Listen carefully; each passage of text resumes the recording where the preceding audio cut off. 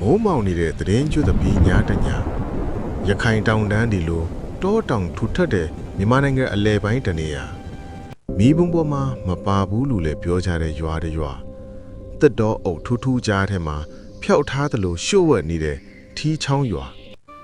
အဲ့ရွာလေးကိုကျောင်း project အတွက် documentary ရိုက်ကူးကြီးအဖွဲ့တစ်ဖွဲ့ဟာသူတို့ရဲ့ project အတွက်ရောက်လာခဲ့ကြတယ်အဲ့မှာလမ်းပြကိုစိုးနိုင်ကဒီရွာထဲဝင်သွားရင်ပြန်လာနိုင်ဘူးအဲ့တော့အားလုံးတတိထားကြပါနော်လို့ကိုစိုးနိုင်ကအားလုံးတတိပေးတယ်ဒါနဲ့သူတို့လည်းတဲမဲ့ရွာကန်အိမ်ကိုရောက်လာခဲ့ကြတယ်။ရွာကန်ကလည်းမသိတဲ့နေရာတွေအရန်မသွားဖို့ထပ်မံတတိပေးပြီးသူတို့ထဲကတယောက်ယောက်ပါမသွားဖို့တတိပေးလိုက်တယ်။အဲ့ဒါနဲ့ရွာကန်ရဲ့မိမကလည်းတဲမဲ့သူတွေစားဖို့ချစ်ပြုတ်နေတယ်။ပြီးတော့ထမင်းစားပိုင်းမှာထမင်းစားရင်စကားတွေဘာတွေပြောပြီးအားရပါးရစားနေချိန်မှာတယ်ဟင်းကွက်ထဲကနေအန်အောစရာတစ်ခုကိုမေးတီးတွေးလိုက်ချိန်အရန်လန့်သွားတယ်အဲ့မှာသူတို့လည်းစားနေကချက်ချင်းရပ်သွားပြီးတယောက်ကိုတယောက်ကြီးနေချင်းပါပဲအဖင်ကနေမလုံးတစ်ဖက်ကိုအုပ်ထားတဲ့လူကြီးတယောက်ကဓားကြီးကင်ပြီးဝင်လာလို့သူတို့တွေကြောင်ပြီးဒီရွာကတစ်ခုကိုလည်းဆိုပြီးထင်းလိုက်ကြတယ်ဒီလိုနဲ့သူတို့လည်းစားပြီးအေးလိုက်ကြတာမနေ့ရောင်လေးလင်းပါပဲနိုးလာလိုက်ကြတယ်ဒီရွာကနည်းနည်းထူးဆန်းနေနော်ကိုမေဒီကလူတွေကြည်ရတာတမျိုးပဲဟုတ်တယ်ညာတွေကတတိတော်ထားမိတယ်ဘာပဲဖြစ်ဖြစ်တတိနေနေတော့တာပေါ့ဒီရွာထဲမှာပျက်စီးနေတဲ့အိမ်တွေအတော်များရယ်နော်ကိုမင်းကားတွေနဲ့လာကြဖို့ရတယ်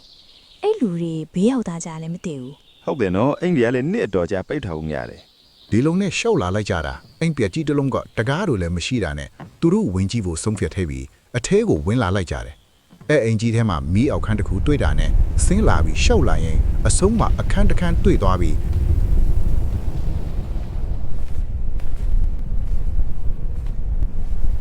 ခန်းထဲမှာအယိုးတွေအဆုလိုက်အပြုံလိုက်ကိုတွေးလိုက်ချိန်မှာနှစ်ယောက်လုံးလန့်သွားကြတယ်အချိန် drone တမားကလည်းတောင်ပေါ်မှာသူ့ရဲ့ထူးဆိုင်တဲ့ရိုက်ကွက်တွေရှာနေစဉ်အဖွားအိုးတူအထုပ်တစ်ထုပ်ကိုထမ်းပြီးတောလန်းကတက်လာတာကိုတွေ့လိုက်တယ်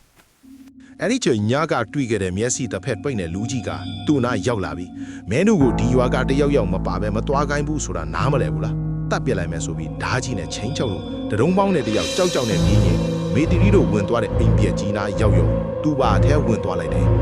အဲ့တရင်ကိုရွာကလူကြီးထိသွားပြီးအတော်ဒေါသထနေစဉ်သူတို့ကိုအဲ့တိုက်ထဲမှာပဲထားစောင့်ကြည့်ကြညကြတစ်ခါတည်းရှင်းပြလိုက်ဒီညငါတို့ပူဇော်ရမယ်ညလက်လက်ဆက်ဆက်ပူဇော်မယ်ဟဲ့လို့ပြောလိုက်တယ်တိုက်ပြက်ထဲမှာသူတို့သုံးစုံတုံးထက်သွားကြရနောက်ထပ်တွင်းနေစင်တဲ့အပေါက်တစ်ခုထပ်တွေ့ကြတော့စင်းကြမယ်ဟေးဆိုပြီးဆုံဖြတ်လိုက်ကြတယ်အဲ့မှာသူတို့မထင်တာထောတာထပ်တွေ့လိုက်တယ်အသက်ရှင်တဲ့သေးတဲ့လူတွေနဲ့ဘေးမှာသူတို့ရဲ့အသုံးဆောင်တွေဒါပေမဲ့အိတ်မောကြနေကြတယ်ဒါနဲ့ဘေးကန်းကအတန်ကြားလို့ကြည့်လိုက်တော့မှအဲ့လူတွေရဲ့အသားတွေကိုခုတ်ထစ်နေတာထက်မြင်လိုက်ရပြန်တယ်ရွာပင်မှာလဲရွာသားတွေရဲ့မီးတုပ်တွေကိုကင်ပြီးအော်ဟစ်တန်တွေကိုလည်းသူတို့ကြားလိုက်ရတယ်အဲ့ဒီမှာအတန်နဲ့ကြီးနဲ့ဒဇယ်တရဲတွေကမြေကြီးတွေကထွက်လာကြတယ်ရွာသားတစုကလည်းရှင်းဟောင်းတစ်တာကြီးတစ်လုံးကိုထမ်းလာနေကြတယ်အဲ့ဒီမှာသူတို့လည်းတစ်ပင်အကွယ်ကနေမှတ်တမ်းယူရင်အခြေအနေကိုစောင့်ကြည့်နေလိုက်ကြတယ်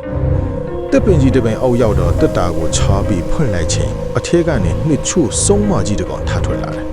သူတို့လည်းမှတ်တမ်းရယူရင်အဲ့ဒီစုံမကြီးရဲ့ရှေ့ကအိုးတွေကိုရွာသားတွေကတအိမ်တယောက်စီတွေးတွေလာဖြေကြရတယ်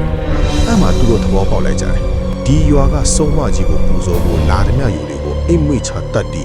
တွေးကစုံမကိုပူဇော်ဖို့နဲ့အသားကိုကြတော့ရွာသားတွေကဟင်းအဖြစ်စားကြတယ်အဲ့ချိန်သူတို့ကိုစုံမကြီးတွေ့သွားပြီးရွာသားလေးကိုလိုက်ကြစမ်းလို့ပြောလိုက်တယ်သူတို့လည်းအခြေအနေမကောင်းဘူးပြေးကြမယ်ဟဲ့ဆိုပြီးထပြေးကြရကြောက်ကမ်းပါတစ်ခုစီရောက်သူတို့သုံးခုစလုံးရွေးစရာလမ်းမရှိတော့ခုန်ချလိုက်ကြတယ်ကံကောင်းချင်တော့အောက်ကရေစီးချောင်းတစ်ခုလည်းကျသွားပြီးရေစီးမဲ့အတူလွတ်မြောက်သွားလိုက်ကြတယ်နောက်ထပ်ဗီဒီယိုလေးတွေကိုဆက်လက်အားပေးရင်ကျွန်တော်ရဲ့ channel လေးကိုလည်း like and subscribe လေးလုပ်ပေးကြပါဦးခင်ဗျာအားလုံးကိုကျေးဇူးတင်ပါတယ်ခင်ဗျာ